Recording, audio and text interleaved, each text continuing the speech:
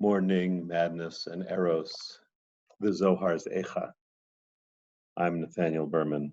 Eichah yasheva badad, ha'ir rabati am, hayeta ke'almana, rabati v'goyi. Eichah is a book devoted to the lamentation over the destruction of the temple, over the destruction of Jerusalem. It's recited every year on Tisha B'Av. The first lines of the book are, Eichah yasheva badad, how desolate sits the city. What could be more relevant during our time when all of our cities are lying desolate? I'm going to take you now on a journey through this book, through the lenses of Kabbalah.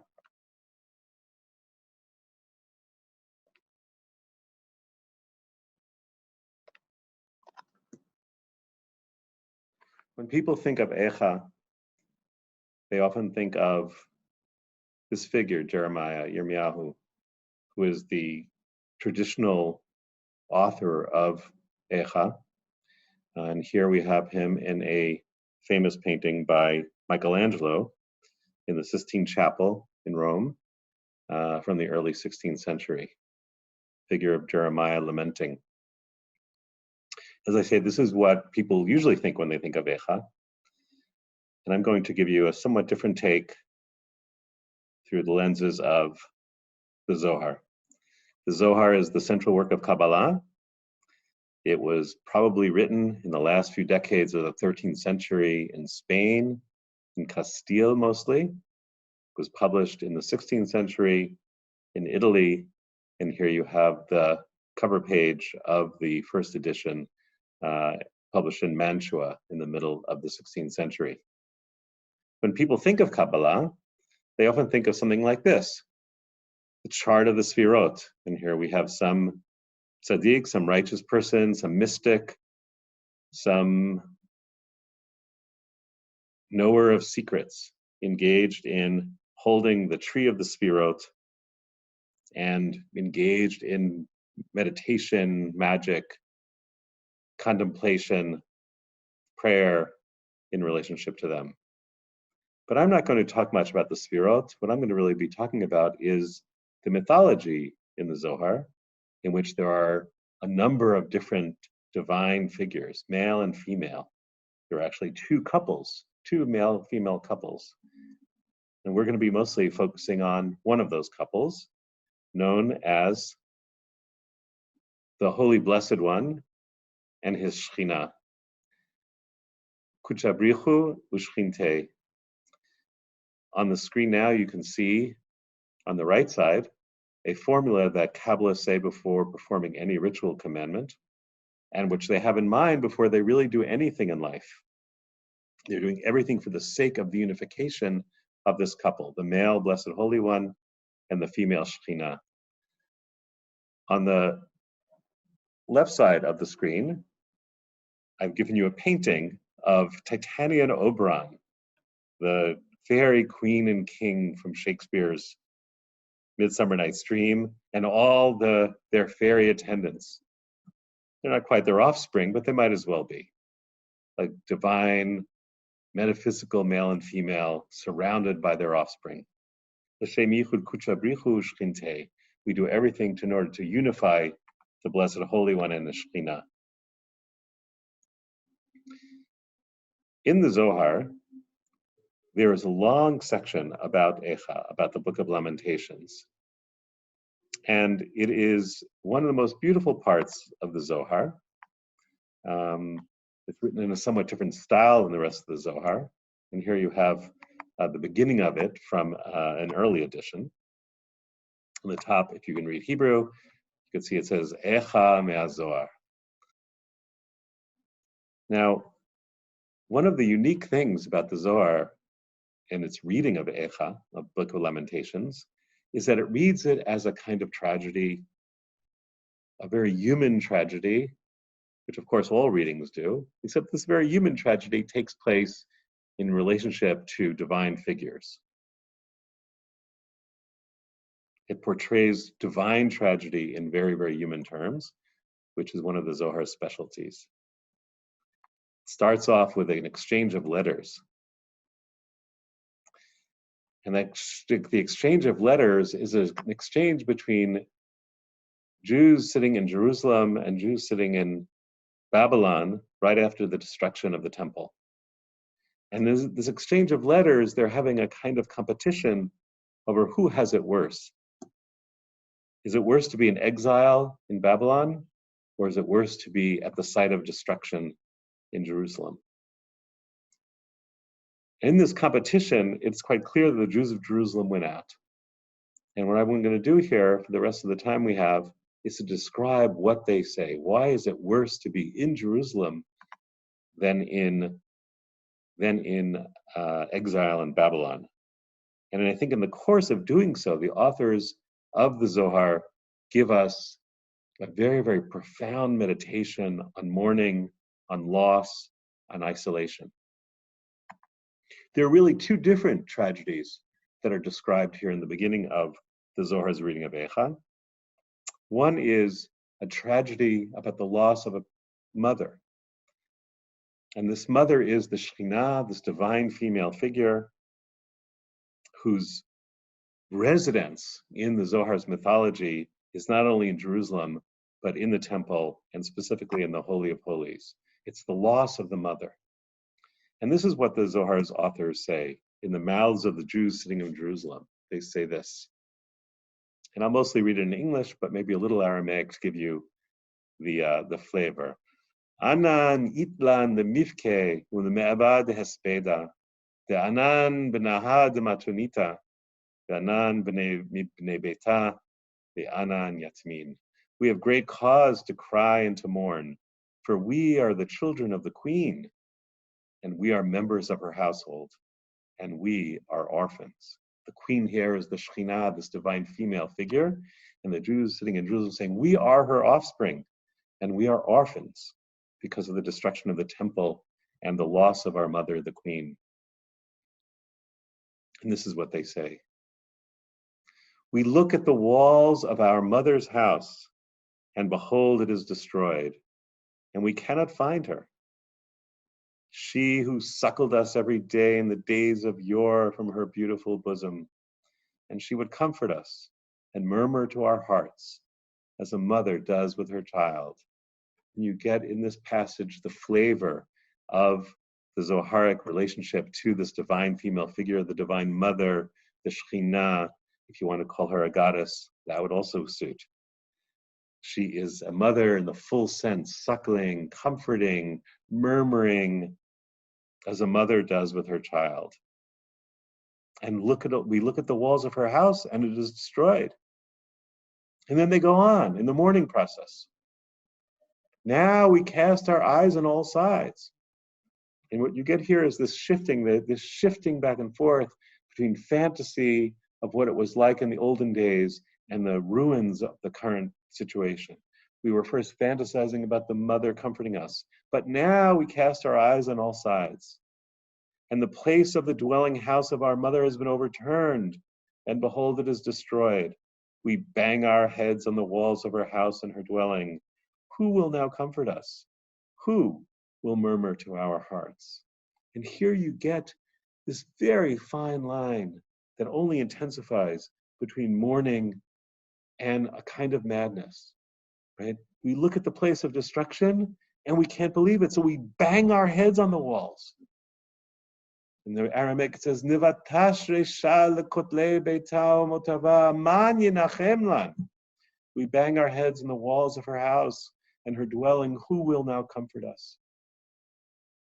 And they continue. Every day we approach the bed of our mother and do not find her there. And here the madness intensifies, the madness of mourning. We seek her out. No one takes any note of us. We seek out her bed. It has been overturned. We seek out her throne. It has fallen. We seek out her palaces. They swear they know nothing about her. We seek out the dust. Even the traces of her footsteps are absent. It's this terrible mystery of death that's being described here. How can someone just be gone? How can the person be gone? And how could they just be disappeared from the world? We seek out her throne, it is fallen. We seek out her palaces. They swear they know nothing about her, as though she never existed. And even the traces of her footsteps are absent.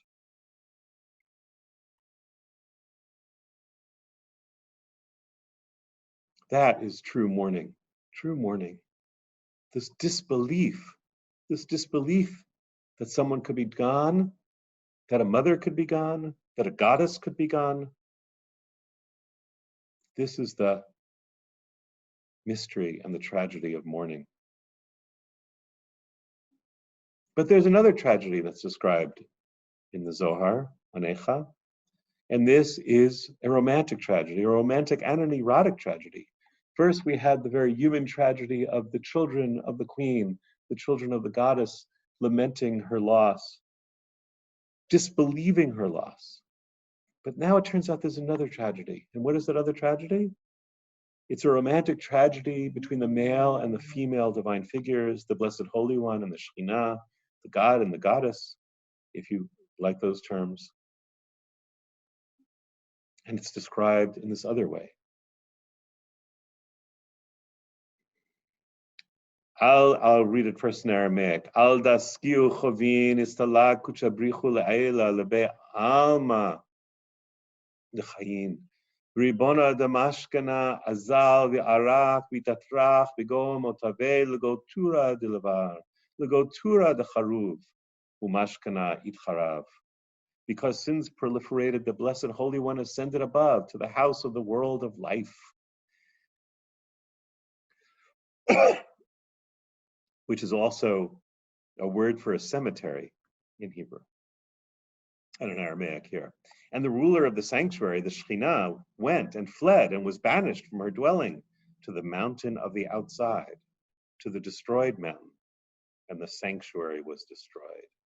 It's the rupture between the male and the female divine figures, the king and the queen, the god and the goddess, that allows the destruction of the sanctuary.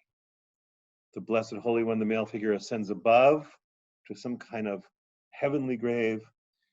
The Shekhinah is chased out of her dwelling place, and the sanctuary is destroyed. And the Zohar tells us later it's destroyed by a demonic force.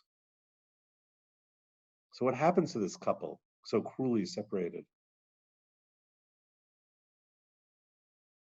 The Holy Blessed One, the Blessed Holy One has ascended above, the Shekhinah has gone into exile, the sanctuary is destroyed, and then what? Well, then they begin seeking each other, and they cannot find each other. Afterwards, after the destruction, the Blessed Holy One descended, he who had ascended, and asked about his sanctuary, and behold, it was destroyed. He entered and looked for the ruler of the sanctuary, the queen, the beloved of his soul, and she was banished and had fled, and all her edifice was destroyed.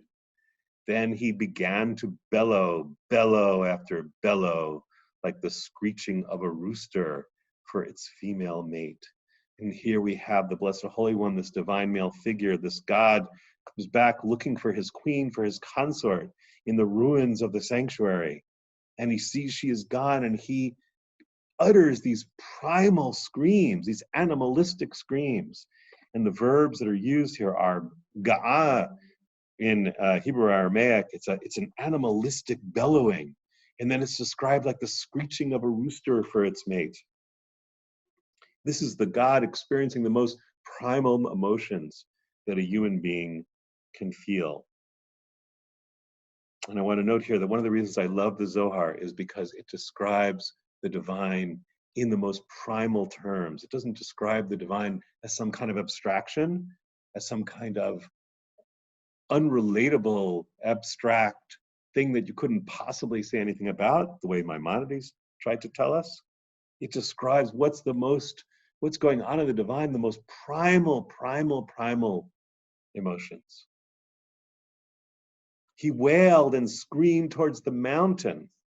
Imagine this god striding on the Temple Mount, screaming towards the mountain outside the city, to where the queen had fled. He wailed and screamed and called in the screeching of crying, Eichah, Eichah, beloved of my soul, Eichah, my perfect turtle dove, Eichah, my only one who united with me in union, Eichah, where have you gone, my sister, my daughter, my mother? And here what you have is very, very distinctive to the Zohar's telling of Eichah. It's a reverse song of songs. And some of this language here is actually a quote of the Song of Songs, translated into Aramaic, but now in the mode of tragedy rather than the mode of love story. I'll read the Aramaic, or combination of Hebrew and Aramaic. Eichah, Eichah, rechinta denafshai, Eichah, shafninati shelemati, Eichah, yichidata dili. And one of those central phrases, shafninati shlemati, my perfect turtle dove, my perfect one, my turtle dove, is a quote from Eichah. In Eichah, it is Yonati Tamati. And here we have it in the mode of tragedy, the mode of separation. So he comes there and she's not there and he's mourning. And again, it's this disbelief. It's this primal scream now, the primal scream of the divine, of God. And if that weren't tragic enough, it turns out she also has this feeling of loss.